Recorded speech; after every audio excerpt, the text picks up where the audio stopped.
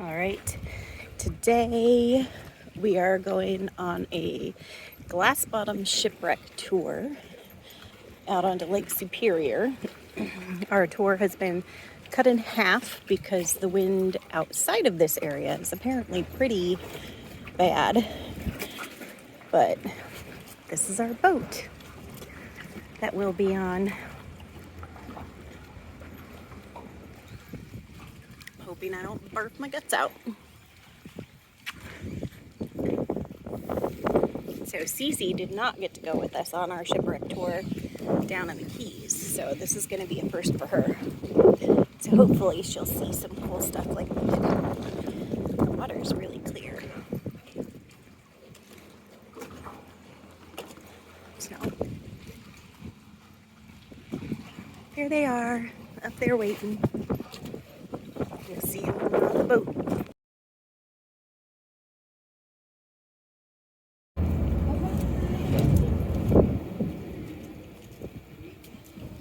All right, we're on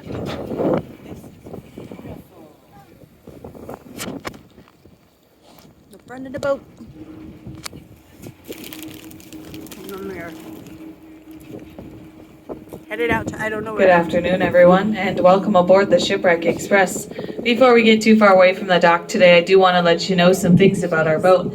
First thing is your life jackets. If you're on the upper deck, right behind the pilot house, there are 3 red labeled sign compartments. One of them is labeled for children. That is anybody 75 pounds or less. If you are on the lower deck, look all the way up forward. You'll see a red sign, and on each end of that countertop, there are doors, and that's how you would access your life jackets. Under Coast Guard regulation, we will have no smoking, no vaping, no open flame, and no alcoholic beverages on board today. We do sell cold pop, water, and Gatorade upstairs behind the pilot house. You can find one of my crew members. If you would like any of that, you can come right to the back pilot house window. All times. Also, this red taped area up here on the front bow area on the top deck. Please don't stand there, because if you stand there, then I can't see where I'm going, and I really don't want to be the next attraction out here.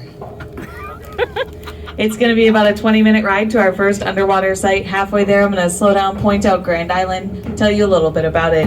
If you have any questions today, feel free and talk to any one of us at any time. We have Matt on board. He's upstairs. We have Cassie. She is on the lower deck. And I'm Captain Talitha. I'll be up here spinning the wheel, taking you around the area. I'll talk to everyone once we get a little bit closer to Grand Island.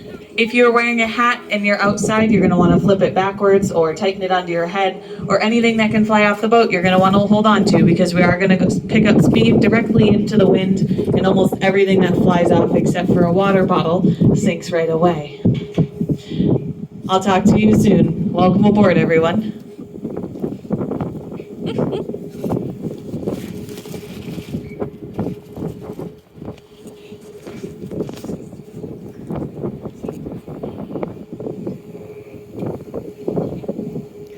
And we're sitting at what, 65 degrees today?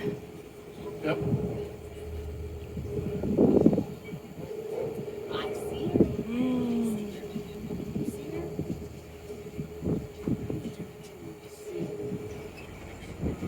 Nope.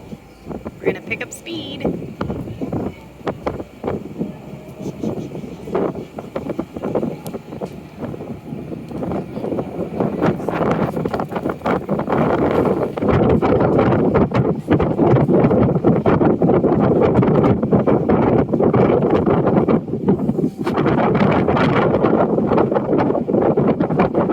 Largest island on the southern shores of Lake Superior.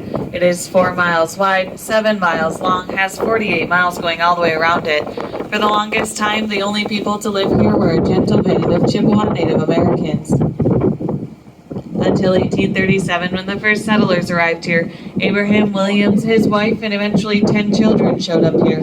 They lived in the big 2-story white cabin you see off to the left with the big green lawn out front. In 1900, Cleveland Cliffs Iron Company acquired most of the island to harvest the timber, until 1990, when it was sold over to the U.S. Forest Service. Today, it is opened up as a very rustic recreational area. Things to do on the island are hiking, biking, and camping. There is a small ferry service to get you across. There is a 2.5-hour, fully narrated historical bus tour you could take on the island. All of the wildlife on the island eventually makes its way back and forth to the mainland. There's a huge population of black bear, white-tailed deer, eagles, and a lot of other small game. In the summertime, we do see the bear and the deer swimming some of the shorter channels. In the winter, if you can imagine about 2 to 3 feet of ice on this entire bay, the animals will just walk back and forth. That's kind of awesome. You might be wondering about the boat that you're on today. This is the newest boat to our fleet. Her name is the Shipwreck Express. She was built in our parking lot. And I'm not even kidding, she really was. So she was built in our lower parking lot where you all walked onto the dock today. Her hulls were built down in Sagatuck, Michigan. They were hauled up here on 8 different semi-truckloads set in that lower parking lot area. They built a giant barn around them and then built from the ground up. As far as we know, with 152 square feet of glass, you guys are all on the largest glass bottom boat in the entire world. The engines that we have today are 2 Caterpillars. They're C93s. They're about 450 horsepower apiece.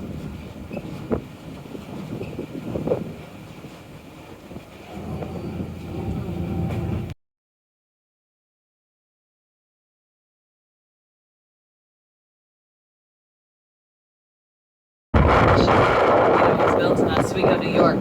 She sailed the Great Lakes for 10 years until October of 1870. Traveling north of Grand Island, she ran into some rough weather, was battling heavy seas, taking in too much water. The men decided to sail the ship into Munising Bay and beach it on the mainland, back where the Nina Paper Company is today. Tying it to some trees, the captain and first mate hiked to the only nearby settlement to telegraph in what their position was. The other 3 crew members stayed on board the ship to pump water out of the cargo holds. It is assumed that these 3 men must have fallen asleep. The ship quietly filled up with water when it became so heavy it ripped away from the shoreline, taking the trees it was tied to right by the roots. While the men did go down with their ship, they're not down there today. They were recovered a few days after the accident and buried on a small historical cemetery over here on Grand Island. 14 years later, the Canadian salvage company wanted the cargo that was on the ship. They did not want to do their operations in Munising Bay, too much shipping and logging traffic going through that area. That was back in 1868. So here's what they did. Imagine this. In 1884, they used canvas straps, chain, and was an entire shipwreck on the top of the lake in 70 feet of water. They took it 3 miles underwater over here to Murray Bay, set it down at 30 feet, salvaged what they wanted, and then they just left it. And we're glad that they did, because we get to come out here and show it to you. What we're going to be showing you today is a very rare sight on the Great Lakes. It's a fully intact shipwreck sitting perfectly upright on the bottom of Lake Superior. Her bow and her stern are only going to come about 6 feet below the wells, where midship is going to be about 10 feet. So it is about that time now. If everybody on board would like to make their way down and around the viewing areas, I'm going to ask that you don't go to the front viewing area, because with the west wind, with the west wind today, visibility is going to be hard without the sun, and my back 3 viewing wells will get the sun. So if everybody could go around the back 3 viewing wells, that would be perfect, so you can see what we're talking about. I am going to turn the mic over to Matt. He'll be telling us what we're looking at through the glass.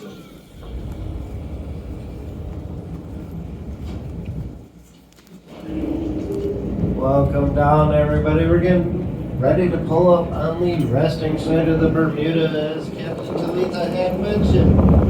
It did sink back in Munising Bay, and they towed it over here to Murray Street to the salvage operation.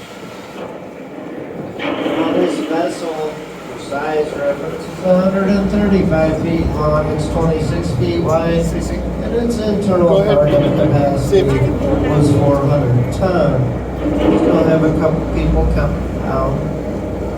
Excuse me, just go forward. We are lined She's up like, nope. on the stern, Let's the see. rear doing well. And what is in one viewing, we'll go through the rest. I think we can get going there, Captain. So on the stern, there is a big iron post. That is the rear rudder post. It is attached to a fully intact rudder down below. The chain wrapped around that rudder That is post wild. is original rigging. This vessel was rigged so the rudder was locked because they towed it over here while it was under the water.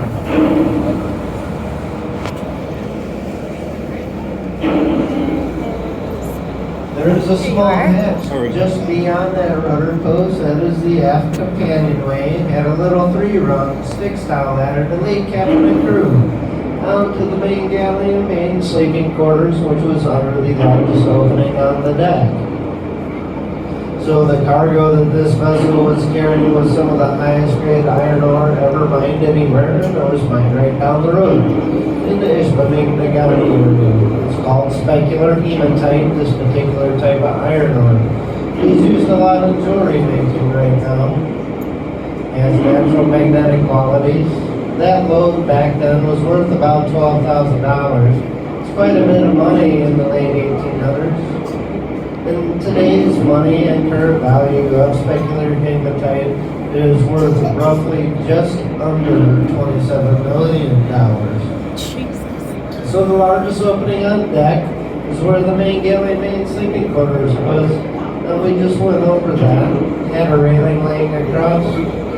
That is the cabin trunk area. The cabin trunk sat 4 feet above and 4 feet below the deck. And it popped off when we slid into Munising Bay due to the difference in air and water pressure. There's a smaller hatch with a barrel just forward of it. That is the aft cargo hatch, where they would have raised and lowered the cargo into the lower hold.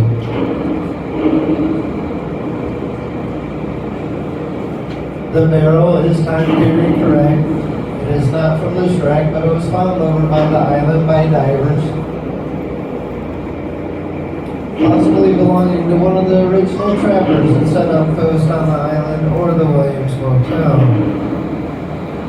So we're going over midship right now, 2.2, just a long, skinny hatch. That is the centerboard hatch, the centerboard on a sailboat. If you've ever seen one on a walker, it has a big funky looking fin that hangs down. That is the centerboard. This one was retractable, so when they were traversing shallow waters, they could tuck it up into the belly of the boat and pass safely. The broken up section of deckings where the Canadian Salvage Company came down, broke open the deck boards to give the hard hat diver more light.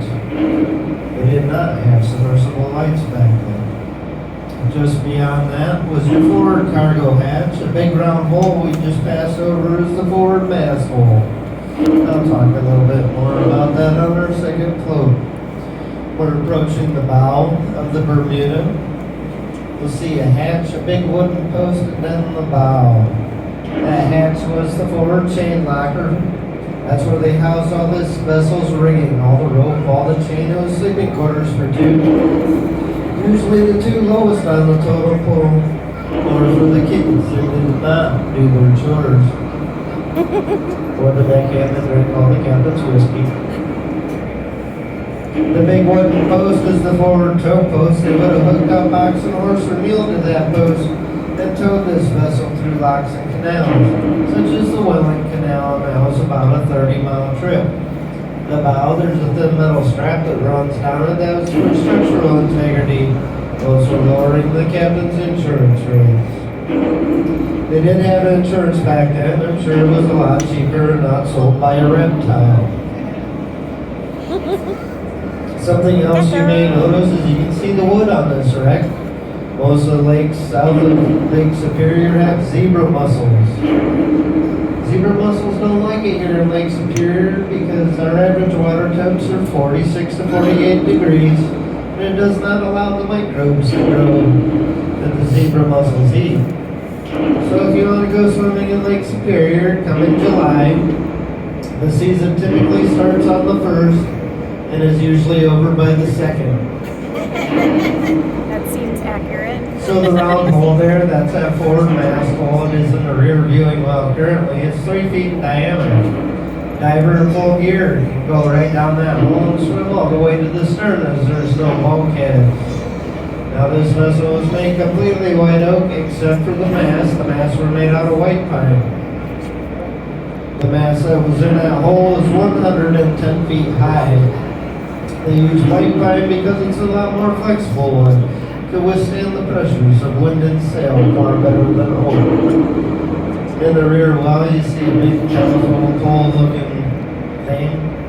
And it is the boom that the Canadian Salvage Company used to break open those deck boards to give more light to the hard hat diver. Diver of the day, but it has the big brass helmet, canvas suit, lead boots, air hose leading topside to where hopefully the second person on the crew was a decent friend. He was responsible for pumping oxygen to that diver, all shift, manually, through a billow-style pump.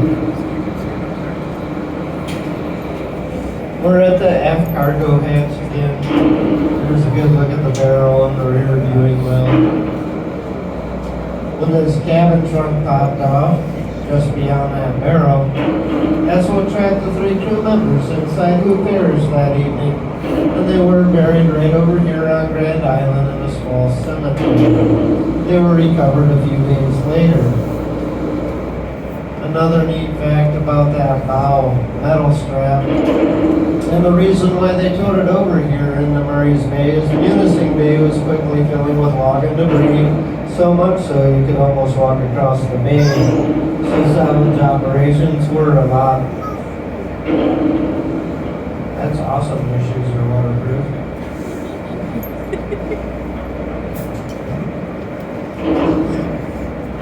So that's why they towed it over here in Munising Bay. The salvage operations were just a lot more safe.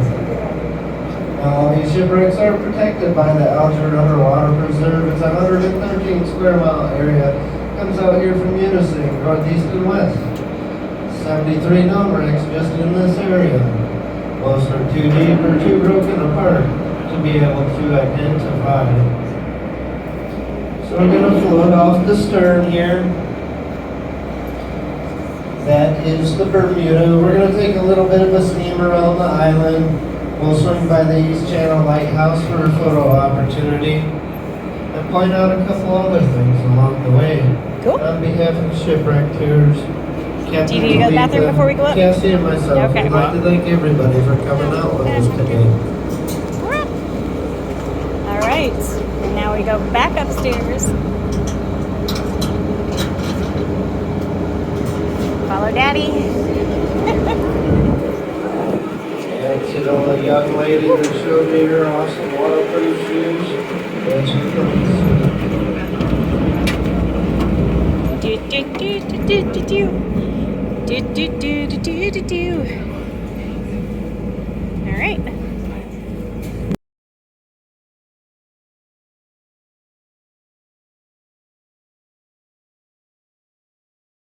Northern American bald eagles sitting in the treetops.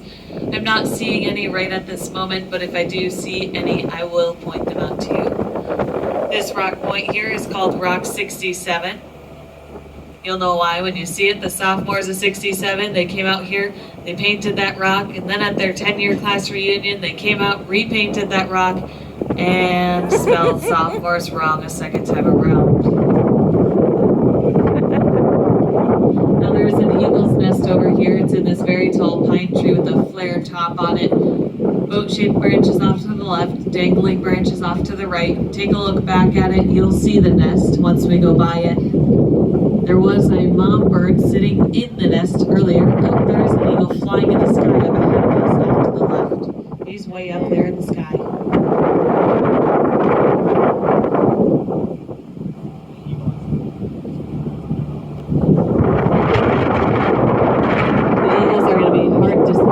Because they're going to be way out past the north side of the island, surfing in the wind currents. That's what they do. That's what they love to do. So that's why they're going to be a little bit harder to find.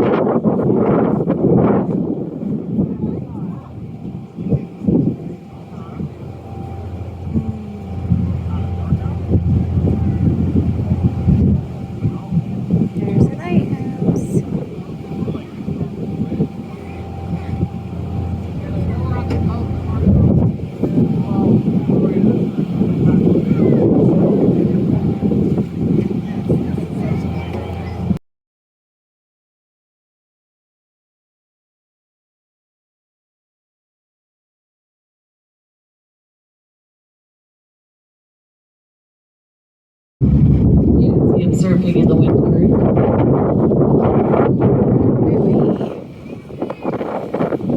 Here's the We're making our first approach to the Grand Island East Channel Lighthouse. I'd like to point out the cabins nearby here. There's only about 40 acres of private land cabin area left on the island. Nobody on this side has any running water or electricity. They have to bring all their supplies over from the mainland. They also don't have high-speed internet, so we rarely see anybody out here. There used to be a beautiful white sandy beach in front of all these cabins until one winter when it all went away. They built this cedar post one now to stop any further erosion from happening. We came out the next spring and this little white cabin on the end here was hanging 10 feet over the water's edge. So we pulled up to his front door, read a sign that Art had put on there. He had a good sense of humor. The sign read, "Please keep off the lawn." What he thought was a lawn was actually a 30-foot drop-off. The Grand Island East Channel Lighthouse is one of the oldest lighthouses built on the Great Lakes. They began building most of these structures after the Soo Locks opened for shipping traffic in 1855.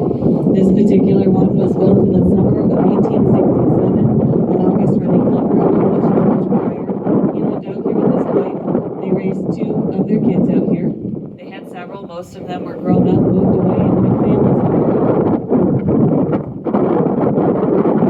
We receive about $400 a year, and that's what we make here at Shipwreck Tours. Oh wait, he got benefits.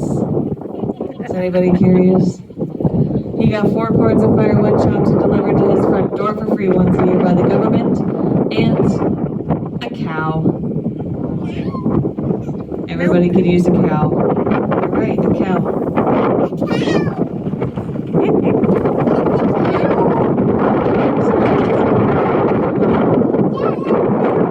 That's so crazy.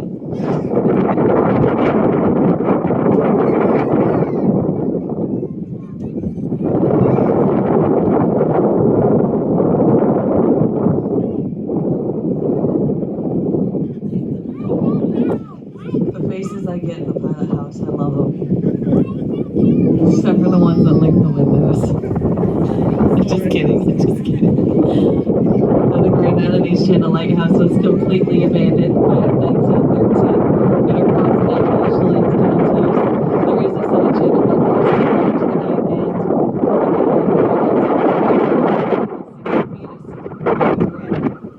now, we're obviously not going to make it out to our next shipwreck today. As you can see, look at the waters. There's white caps everywhere. Matt has looked out further, and we still would have to go another 5 miles out. And there's a good 9 footers out there. So we're not.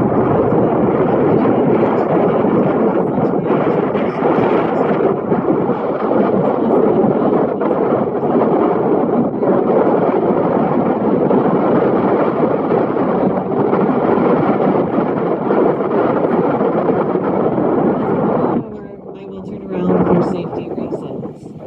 Now, these rocks off to the left, up ahead and to the right is the National Lake Shore for the picture rocks. The ones off to the left, those are the same exact sandstone.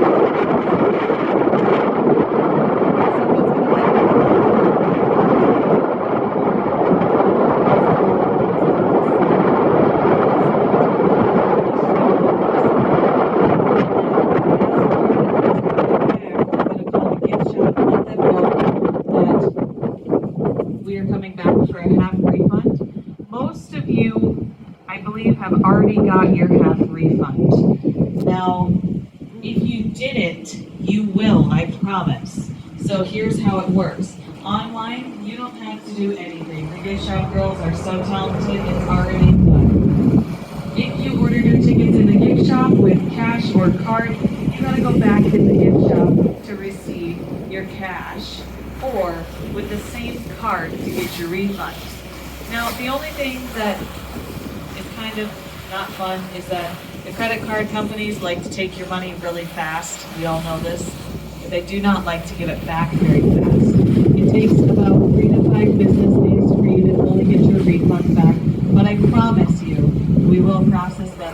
Now, don't forget to go back in that gift shop, because if you leave here today, you forgot to go in there, and then 3 weeks later you're like, wait, Shipwreck Tours never gave me that refund. Well, unless you're going to travel back, it's hard for us to get you that refund, because we need the card in hand to do it. So just don't forget to go back in that gift shop today. I know most of you have already gotten your refund, or it was sold to you already half price. I believe almost everybody on board. There was just a few that haven't. I'm gonna give the gift shop a call, and Matt's gonna turn on a little music for the ride back. Feel free to sing along and dance along.